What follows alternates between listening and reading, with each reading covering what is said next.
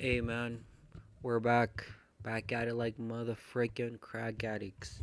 And today we are gonna go review the UFC Freedom fight card, Topuria Gaethje, starting with the first fight of the card, ending with the main event. Um, Thank you guys for tuning in to my previous videos. This fight card is gonna be on it's gonna be on June 14th, Sunday. It's gonna be on a Sunday. This is going to be a relatively short fight card. It's going to be a relatively shorter predictions video. But yeah, let's get into it. First fight of the card, Steve Garcia in the blue corner going up against Diego Lopez in the red corner. Diego Lopez is coming off of a loss, coming off of that loss to the champ, and Steve Garcia is coming off of a win streak. Um, Steve Garcia is the bigger fighter. But besides that, I mean, Diego Lopez does have the or does have the experience advantage. I think he is the better mixed martial artist. I do believe he has the better grappling. Steve Garcia, honestly, to me, is uh just as good of a power puncher. But I think Diego Lopez, honestly, is just as good as a power puncher as Steve Garcia. I think he has better technique, honestly. I think he has better grappling, and I think he has a better chin. Blockhead Diego Lopez. I'm going to take Diego Lopez to get this one done. Going on to the next fight of the card, Bo Nickel versus Kyle Dawkins. Both coming off of a win. Um, Bo Nickel, very decorated collegiate wrestler. Kyle Dawkins, I mean, just knows how to mix it up. Coming up, I was a big fan of Kyle Dawkins. And I was a big fan of his big brother or of his brother that was in the heavyweight division. I forget his name, but I was a big fan of their styles, but they just keep finding ways to get chinned, and I don't know if I see a way for Kyle Dawkins to win. I don't know if he has it in him to stop the takedowns of Bo Nickel. Let me say. I think Bo Nickel has just more ways to get this fight done. Let me go through the stats real fast. Bo Nickel, like I said, collegiate wrestler. He is the shorter man. The reach is about the same. Kaldakis taller. I believe he is the better striker. However, um, takedown defense. I don't know if he's going to be able to stop the takedowns of Bo Nickel. And Bo Nickel is a pretty powerful man. With that in mind, I think I'm going to go with the favorite in Bo Nickel. Oh, they don't have the over-unders yet. Going on to the next fight of the card, Mauricio Rufy versus Michael Chandler. Ah, Michael Chandler coming off of a loss. Let me check this real fast. Or let's go through the stats. Mauricio Rufy, stud. Conor McGregor like striking style. He is coming off of a win. He is the taller man. He is the heavier man as well. He is coming off of a win. Michael Chandler is coming off of a loss. And if I want to go through this with you guys, just so we can understand it. Yeah, he's coming off of a three-fight losing streak. He's beat Ferguson, but Ferguson is like washed. He lost to Gaethje. That was a war. And then he lost to Oliveira. But I mean, Oliveira's a stud. And then he beat Hooker. Like that win aged fairly well, fairly decently. But then this other win against Ferguson, that one aged like milk. Then every other loss is like, okay, he has experience, but it's like he's getting like he got subbed against Poirier. He went to a decision, but then it just didn't go well with Oliveira. He got TKO'd against Paddy Pimlet. Like, I don't know. And he's not getting any younger. And then Mauricio Rufy, like I said, he's a Conor McGregor like. Um, I don't know if I'm overcomplicate this. Michael Chandler, he's a collegiate wrestler. He's been in so many wars. He's coming off of a loss. Let me check what win Mauricio Rufy's coming off of. I know he lost to Benoit Saint Denis. Yeah, he just came off of a win against Mauricio Rufy. Yeah. Rafael Fiziev. I'm not going to overcomplicate this. Mauricio Rufy via stoppage. And then going on to the next fight of the card, Josh Hokett versus Derek Lewis. Josh Hokett making a quick turnaround against his last fight. His last fight was against Curtis Blades. That fight was a banger, and he left everything in the cage. That fight was fight of the night, if I remember correctly, a performance bonus. If we go look at the stats, Josh Hokett is undefeated. He is the shorter man. He is coming off of a win. Um, Looking at Derek Lewis's stats, he is coming off of a loss. He is a taller man, of course, and he like taking a look at everything. Josh, Derek Lewis is a very powerful striker, but it's one of those things where he's like KO or bust. Like if he can't KO you, he's not gonna do much.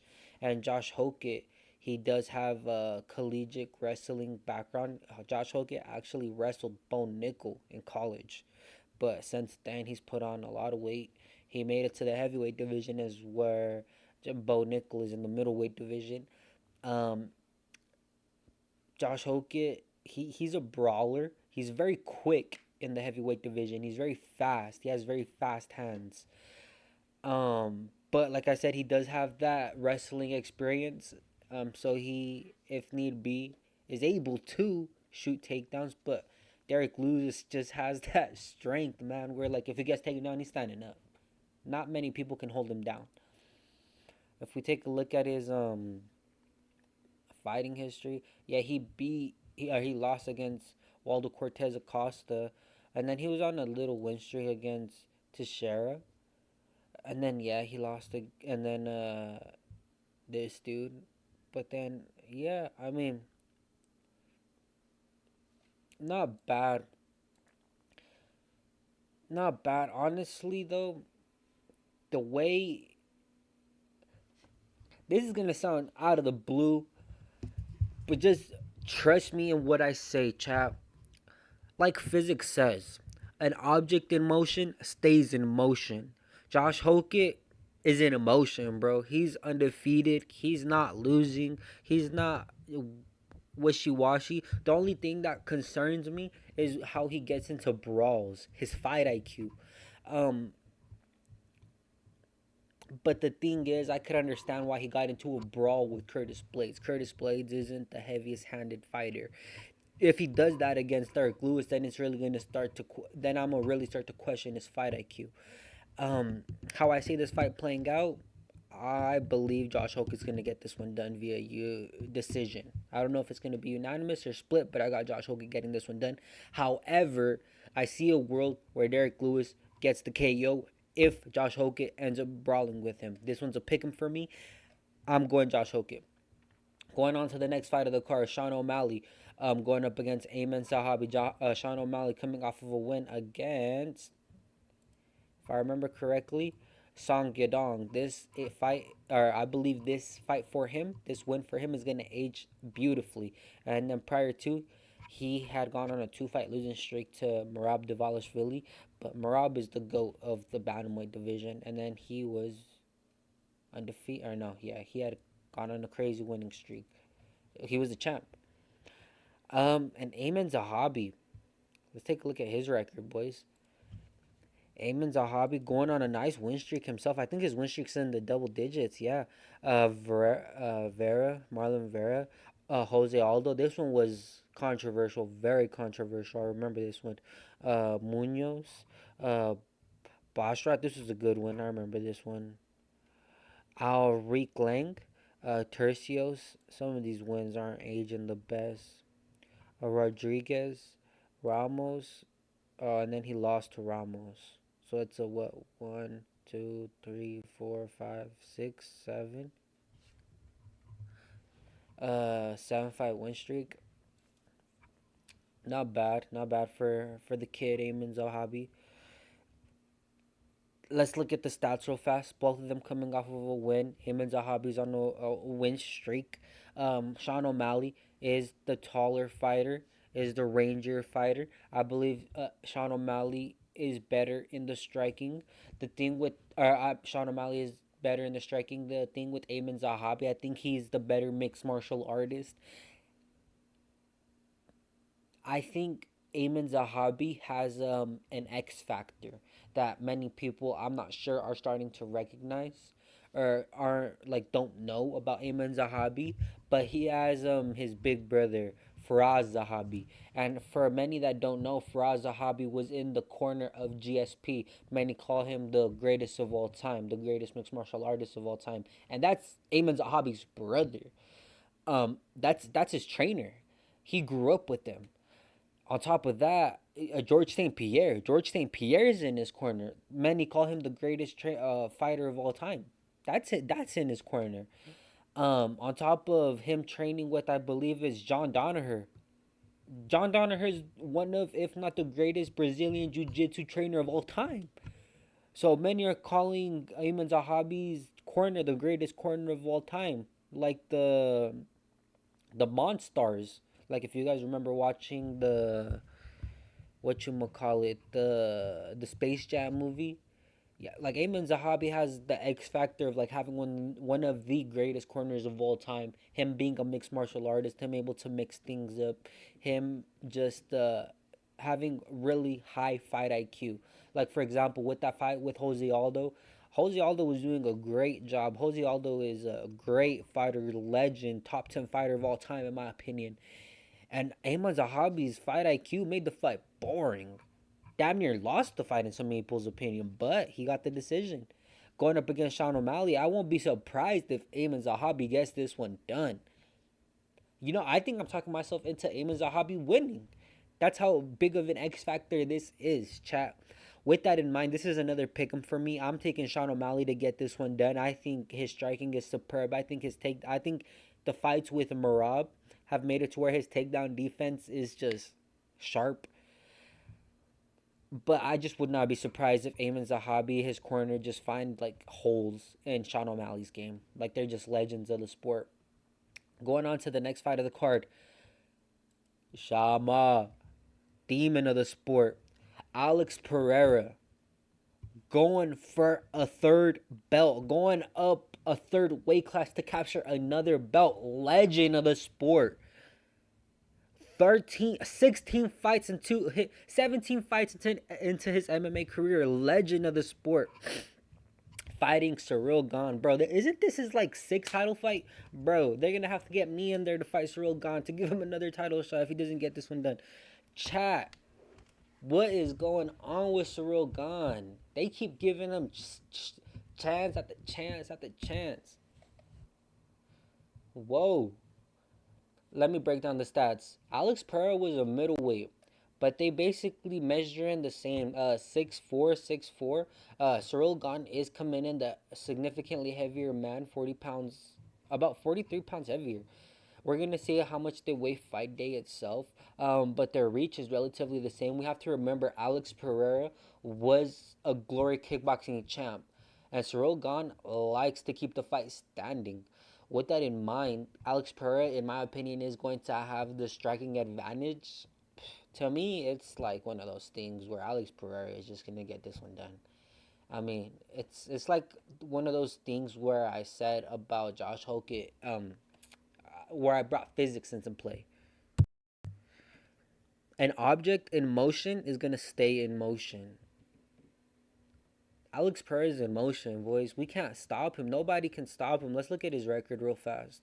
Legendary record. He beat Ankalaev after losing to Ankalaev in a unanimous decision. He KO'd him in the first round. He KO'd him in the first round, chat. I remember when they first fought, I literally thought Ankalaev was a nightmare matchup, and he disposed of him in the second fight. Ankalaev proved me right. But Pereira showed him levels in the second fight. Prior to, in my backyard of Salt Lake City, he hit a different flow state against Roundtree. Don't mind you, Roundtree was doing great in the fight, but rounds 3 to 4, Pereira just hit that flow state. And then Proshka, Hill.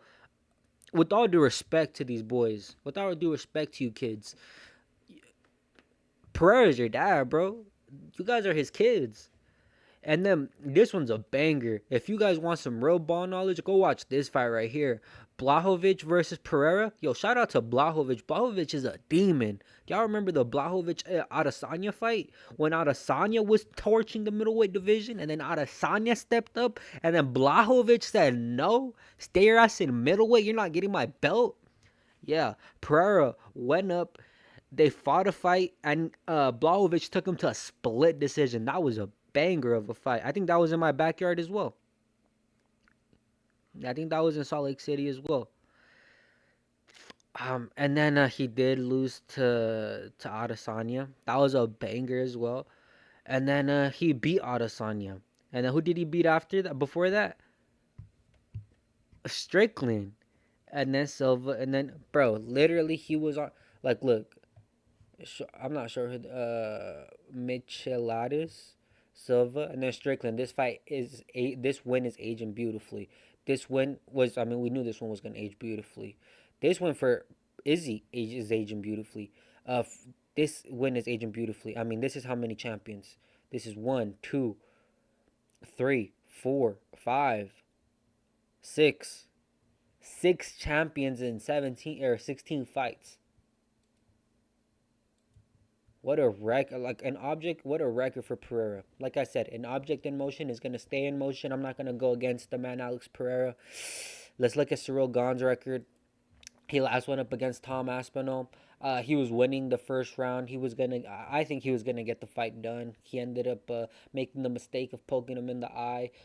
Honestly, if John Jones and Francis Ngannou were still in the UFC heavyweight division, I think the order would have been that Ciryl Gane would have been closer to like 4 or 5 in the ranking, 4 or 5 best heavyweight in the division.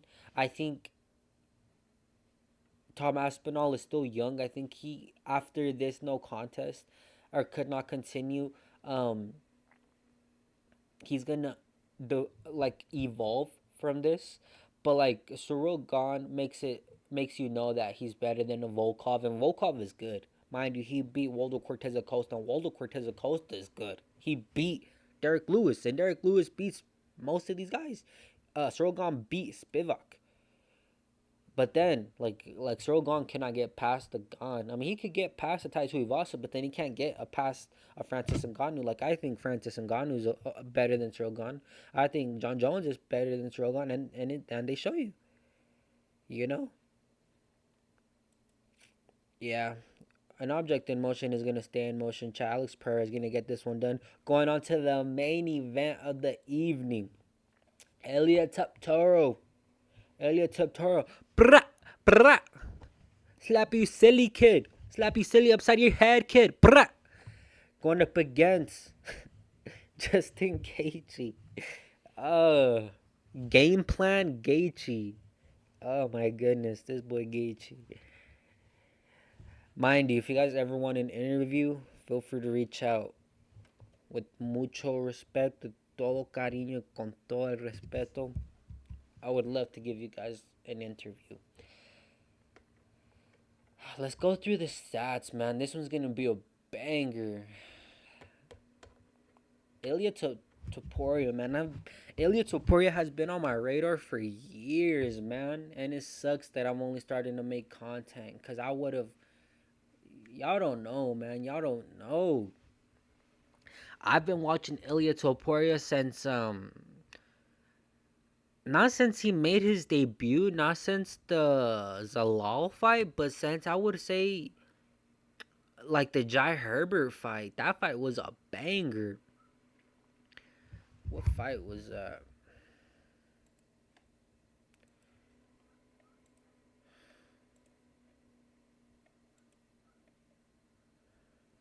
No, I guess it was prior to then. Yeah, I guess it was since like the Ryan Hall fight. Yeah. Because I was a big fan of Ryan Hall. I thought Ryan Hall was going to make it. Ryan Hall was torching the featherweight division. And then Topuria just comes in and destroys him. And then Topuria goes in and destroys Jai Herbert. Well, no, he faces adversity and comes back. Yeah, look at this record. Holy smokes. Let's look at the stats real fast. Topuria is coming in the shorter man at 5'7". Weighing in the same. The reach is relatively the same. Justin Gaethje is coming in at 5'11". Ilia Topuria 17-0. Great records, phenomenal wins, once in a lifetime type of win streak he's on. Justin Gaethje is coming off of a win against Rafael Fiziev. Prior to that, I think he lost to. Or no, he's coming on off of a 2-fight win streak. I think he beat Patty. Well, yeah, he beat Patty Pimlet, and then Rafael Fiziev, and then prior to he got KO to Max Holloway. That was a brutal last second KO. Yeah, it was literally a buzzer beater. And then prior to he was on a win streak, and then dude, I feel so bad for Gaethje. Anytime he's getting a title shot. Well, I mean, I guess that's just the way it goes for the lightweight division. But for Gaethje, anytime he gets a title shot, because he earns his title shots most of the time. Most of the time. He's just going up against demons. Habib, when he faced Habib, his dad recently died. Like, oh my goodness. I'm sorry. Um, when he faced Charles, they stripped him from his belt, so he had that extra like, I'm gonna get you. Sorry. And now that he's going up against Ilia Topuria, he just recently divorced his wife. Like, oh my god.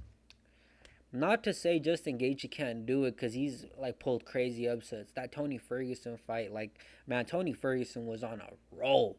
I thought Tony Ferguson was the man to beat Khabib. But Justin Gaethje put a stop to that, man. I don't know. I think, like I'm gonna say, physics is the key to most everything to me. An object in motion is gonna stay in motion. I think that Ilia Topuria is on a roll. I think his win streak is phenomenal. I think he's the next generation. I think that he's able to mix things up phenomenally. Justin Gaethje is a collegiate wrestler. He's a great collegiate wrestler.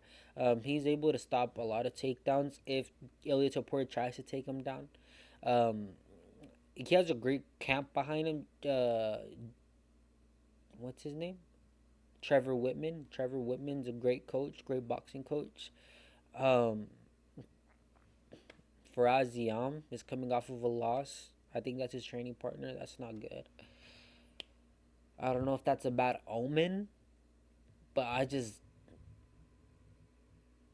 like the world I see Justin Gaethje, the path I see Justin Gaethje getting this one done is like if he fights like Sean Strickland, you know, you literally just jab and teep him, but that's not Justin Gaethje, bro. And I don't know if he's able to follow a game plan that strict. I know he has nasty calf kicks. I know he has solid power and he has great takedown defense. Ilia Topuria is a great boxer. He's able to mix things up well. Great power, great timing, great positioning. Like he's able to get in positions phenomenally. I just think that Ilia Topuria is gonna be able to get this one done, chap. Yeah, let's go through the card one last time. I think I picked. Did I pick all favorites? I think so. Yeah. So Diego Lopez. I got Diego Lopez getting this one done. Um, Bo Nick. Mauricio Hufi. Josh Hokett. Pick him. Remember. Sean O'Malley. Pick him. Remember that X Factor. Amen Sahabi's corner. And then Alex Pereira. Shama. And then Ilia Topuria. Just engage you, man. Fan favorite. But remember the game plans I gave you guys. If it ends up happening that way, just remember the game plans.